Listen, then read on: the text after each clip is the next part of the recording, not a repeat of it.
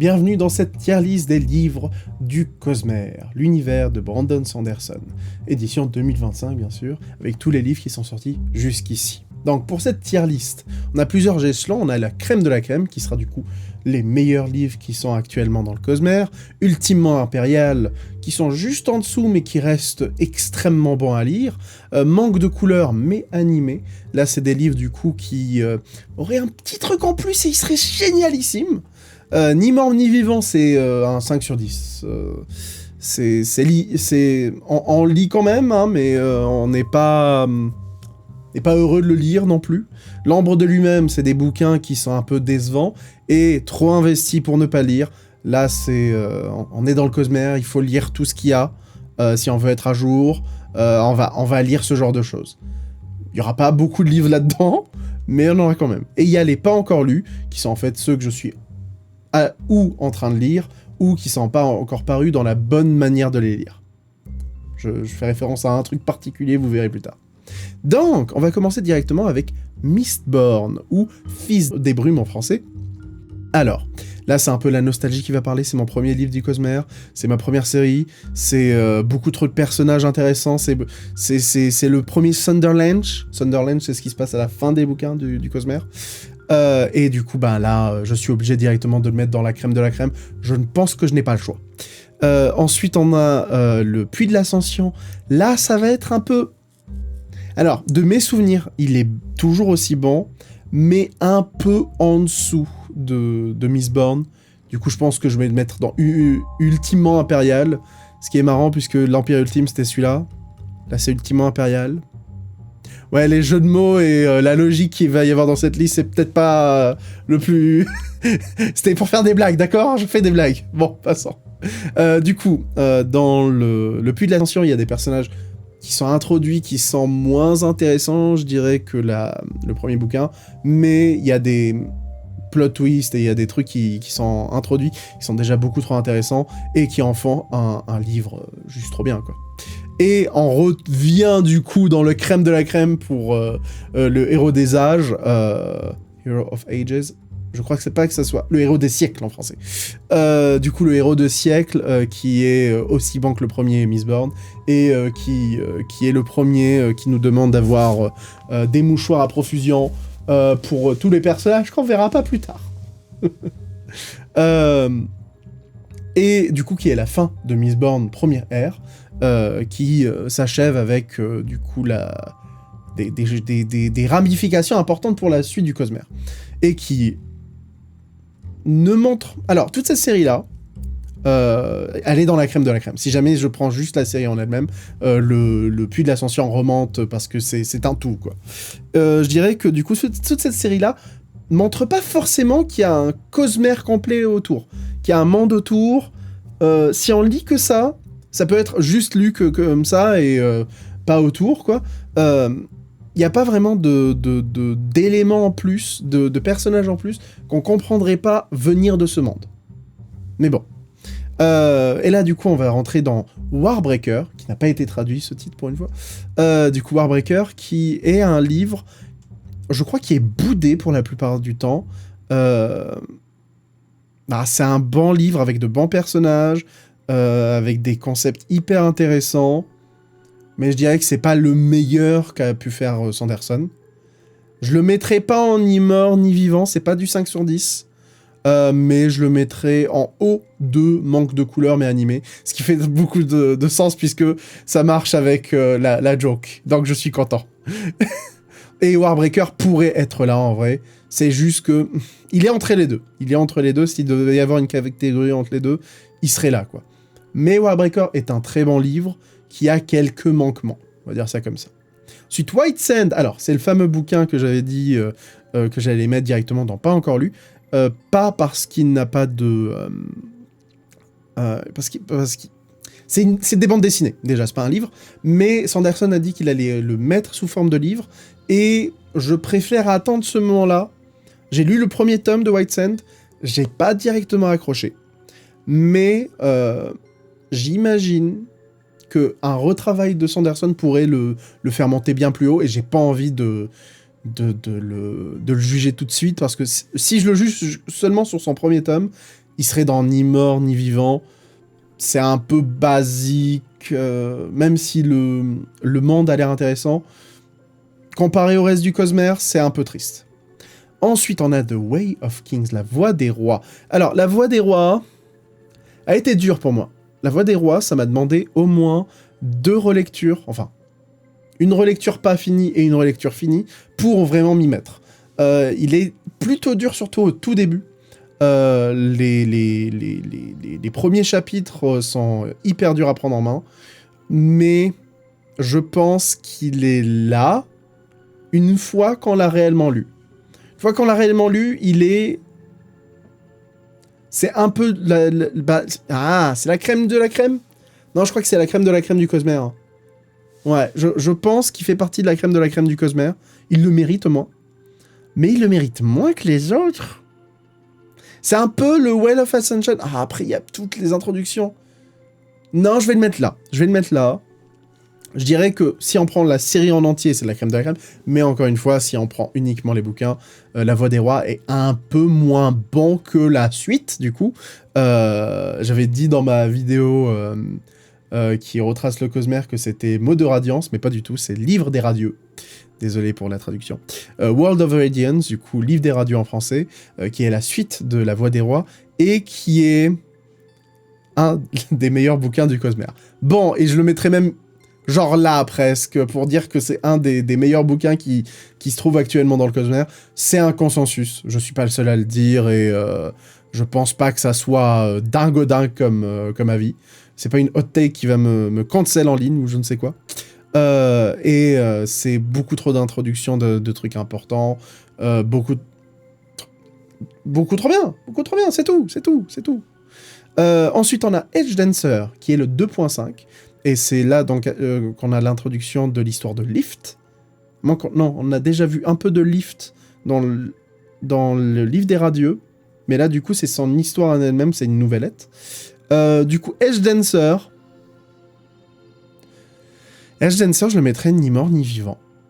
Je pense l'apprécier, mais je pense que il est pas obligatoire. Si on n'a pas envie de le lire, on n'est pas obligé de le lire. Et du coup, ça m'attriste un peu, et du coup, je le mets à un 5 sur 10, du coup, un petit ni mort ni vivant.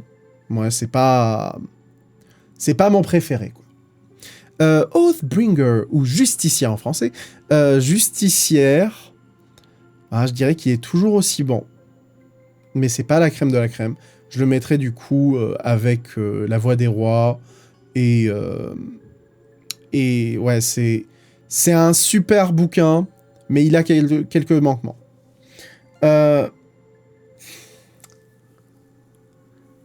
Ouais, bon. Si, il y a quand même des révélations hyper importantes, il y a des trucs qui touchent beaucoup, mais ouais, non, je vais le laisser ici. Éclat de l'aube, du coup, qui est le 3.5, et cette fois-ci, c'est l'histoire de Rhysn. Et là, par contre... Ouais, là, je vais le mettre dans manque de couleur mais animée. Non, je l'aime beaucoup. Je pense que je l'aime beaucoup. Il y a plein de mystères. Il y a The Lopen, le Lopin. Le Lopen, du coup. Le Lopen. Qui est, du coup, un de mes personnages favoris, et je pense pour beaucoup de monde aussi, avec son humour. Et Rhysn, avec les aventures qu'elle vit, quand même hyper intéressant, et même un peu au-dessus de Justicière, même si là c'est une nouvellette et qu'on n'a pas autant de trucs, mais hyper intéressant.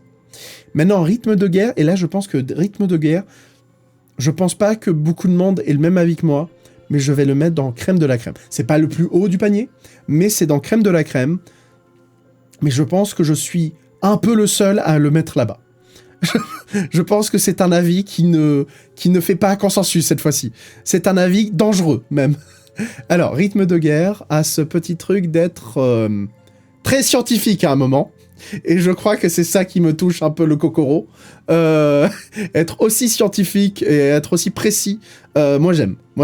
Le world building de Sanderson, de toute façon, fait que c'est de la hard magic, avec des règles bien intrinsèques, et donc avec des explications comme ça dans un bouquin où vraiment c'est la dissection de la magie, et du coup on enlève presque toute la partie. Non, on n'enlève pas la partie magique, mais on enlève le mystère de cette magie-là. J'aime beaucoup ce qu'il a fait avec ça. Il y a aussi tout le reste, du coup, du bouquin qui marche beaucoup. Il y a des parties qui marchent moins. Par exemple, ouais, c'est dans celui-là, du coup, qu'on a... Alors, dans chacun des livres des archives de Rochard, on a quelques flashbacks. Chaque bouquin a un flashback selon le protagoniste de ce bouquin-là. Dans Rythme de guerre, les flashbacks ne marchent pas du tout pour moi. C'est le truc qui fait qu'il n'est pas le plus haut du panier, mais le côté scientifique, il m'a eu, voilà, c'est tout. Et maintenant, du coup, la fin, celui du coup que pas beaucoup de gens en France ont lu, simplement parce qu'il n'est pas totalement traduit à l'heure de la sortie de cette vidéo, Wind and Truth, ou Vent et Vérité, qui dirait c'est comme Mistborn, le héros des siècles et la fin d'une ère, c'est cette fois-ci celle de Stormlight, du coup, les archives de Rochard R1, première ère, et il est un peu bizarre, lui. Je le mettrai en dessous. Nah, je suis obligé de le juger comme ça. Il fait beaucoup de choses qu'il essaye de... Enfin, il tente des choses, mais il les réussit pas forcément. Et c'est peut-être le souci avec tout ça. Wind and Truth, c'est très bon, mais il pourrait être mieux. Et la fin, bon, j'ai chialé, hein, d'autres mouchoirs, tout ça. Mais il y a quand même ce ressenti de c'est pas le meilleur bouquin de... Ah. Maintenant que je me pose des questions. Est-ce qu'il est au-dessus de Justicière pour moi? Eh ben, Justicière va se faire taper sur la gueule. Voilà. Désolé, Justicière. Il a pris pour tout le monde. Bon, bah, Justicière, du coup, qui tombe face à Vent et Vérité, qui est pour moi un peu meilleur. Mais en même temps, c'est la fin d'une ère. Ça permet de faire plein de trucs différents. On voit plein de choses. Il y a des idées hyper intéressantes. Il y a des révélations de ouf godin, comme on dit. Voilà. Maintenant, on va parler d'Elantris. On va parler du coup de ces deux petites cases que j'ai pas vraiment remplies jusqu'ici. Comment dire? Non, vous savez quoi? Alors, je vais laisser Warbreaker où il est. Je vais malheureusement descendre Justicière. Voilà, Justicière, il a fait une downfall. Je vais descendre Vent et Vérité. Et on va se mettre comme ça. Voilà, bon. Et est-ce que je descends Edge Dancer? Ça, c'est la bonne question, je sais pas. On va dire que non. Elantris. J'aime pas beaucoup. Voilà, Elantris a des problèmes de rythme, a des problèmes de personnages. Il y a deux fins différentes, techniquement. Il y a une fin qui arrive, et ensuite, il y a une nouvelle fin des chapitres plus tard. Elantris m'a pas convaincu. Elantris a beaucoup de problèmes, et encore une fois, c'est pas un avis qui... Enfin, c'est un avis qui fait plutôt consensus. Elantris est... Comparé au reste du Cosmere, je pense que c'est ça le souci, comparé au reste du Cosmere, fait un peu tâche. Mais, il est sauvé par l'âme de l'Empereur, qui, pour moi, du coup, fait partie presque de... Ah, c'est dur de le placer. L'âme de l'Empereur, du coup, c'est la nouvellette de Elantris, qui se passe dans le même monde, mais cette fois-ci, on y suit les aventures de Shai, qui doit faire quelque chose de particulier, et qui a une magie hyper intéressante. Et c'est ce que Elantris aurait dû être, mais Elantris ne l'a pas été, du coup l'âme de l'Empereur l'a pris, et l'âme de l'Empereur l'a bien fait. Maintenant, du coup, on arrive dans Mistborn, ou Fils des Brumes, et la deuxième ère, et là, du coup, on va commencer avec Wax et Wayne, de nouveaux protagonistes, et le premier bouquin, en vérité, est pas oufissime. Et j'ai presque... Non, il y a pire après lui. Ouais, je vais le mettre là. Parce que c'est un peu... Ça n'a pas le même poids que les autres œuvres du Cosmere. Là, on est un peu dans un... On dirait un spin-off. Voilà, c'est ça en fait le souci, je dirais. Le premier bouquin fait très spin-off, avec un méchant pas très intéressant, une conclusion que personnellement j'ai trouvé... C'est un début qui marche pas trop. Par contre, le deuxième bouquin de cette série, lui, fonctionne assez bien, je pense le mettre ici. Il marche plutôt bien sans faire trop de trucs fous, quoi.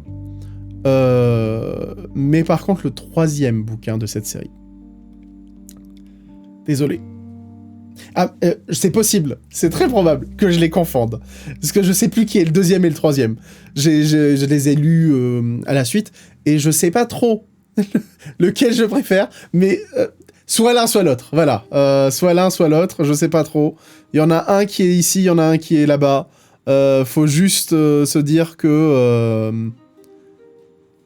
faut juste se dire qu'ils sont là et là, voilà, c'est tout. Passons. On va ensuite parler d'un petit truc qui est à la fin de Bands of Morning, le troisième. Le bracelet des larmes, je crois en français.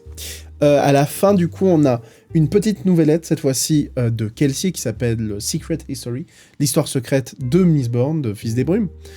Et ça, par contre, du coup, ça va être pour moi la crème de la crème. Si on le comptabilise, bien sûr qu'on a lu tout le reste du Cosmere, hein, mais ça va être très très fort dans la crème de la crème.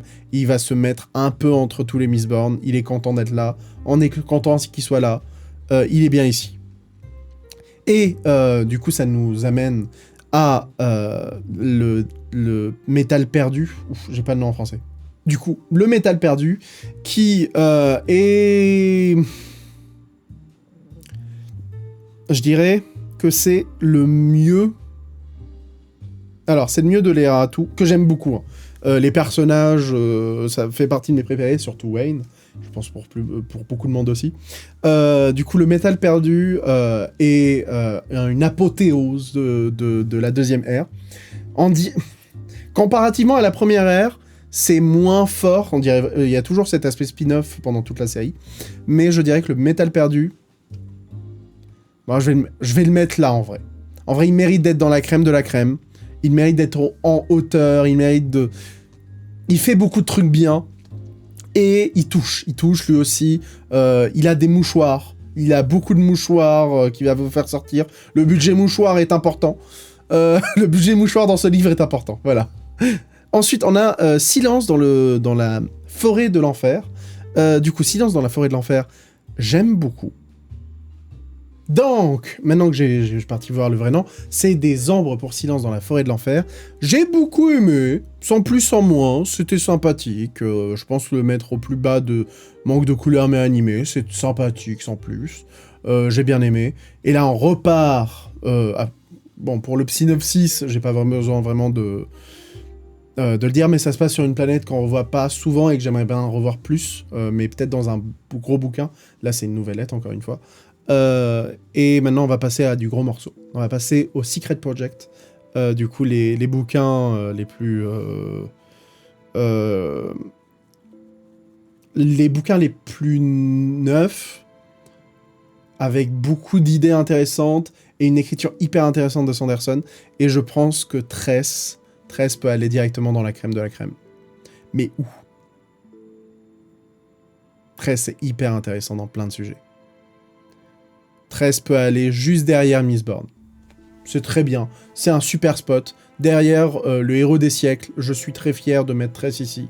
Tress, du coup, est, comme mon autre vidéo l'explique, un super moyen de commencer le Cosmere et a beaucoup de concepts en très peu de temps, avec de nouveaux concepts en plus qu'on n'avait jamais vus dans le Cosmere, et les explique hyper bien.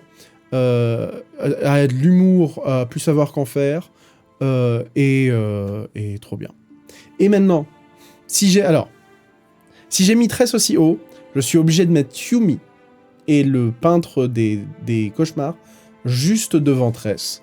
Parce que je l'ai préféré à Tress, mais je pense que ça c'est plus mes goûts personnels. Et si jamais je devais être objectif, il serait plus là, à peu près. Mais pour moi, il m'a plus touché dans le Kokoro que Tress, et les personnages et la thématique qui sont abordés dans ce bouquin sont gérés avec maestria, et j'ai beaucoup aimé. Maintenant, du coup, alors, ce livre-là, je pense, est meilleur si jamais il est lu après avoir lu du coup tous les livres des archives de Rochard. Mais après avoir lu tous les livres des archives de Rochard, je pense qu'il est là. Il est très bien en Ultima Impérial, c'est un des meilleurs livres du Cosmere. Et on va terminer du coup cette liste assez rapidement avec Eyes of the Emberdark qui n'est pas encore sorti en français et que je suis actuellement en train de lire. Mais du coup, et bien sûr, il y a la... alors là, c'est une couverture qui est meilleure que la couverture normale. S'il vous plaît, est-ce que vous pouvez la faire en français? Je la veux. C'est la couverture espagnole de l'âme de l'empereur, et elle est beaucoup trop jolie. Voilà, je la classe aussi, elle est importante. Elle est un peu meilleure que l'âme de l'empereur elle-même. Même, vous savez quoi? Elle est meilleure que beaucoup d'autres livres, juste la couverture. Bon, sur ce, merci d'avoir suivi cette tier list. Je pense qu'on a un beau morceau, et à la prochaine pour d'autres vidéos dans le monde de l'imaginaire.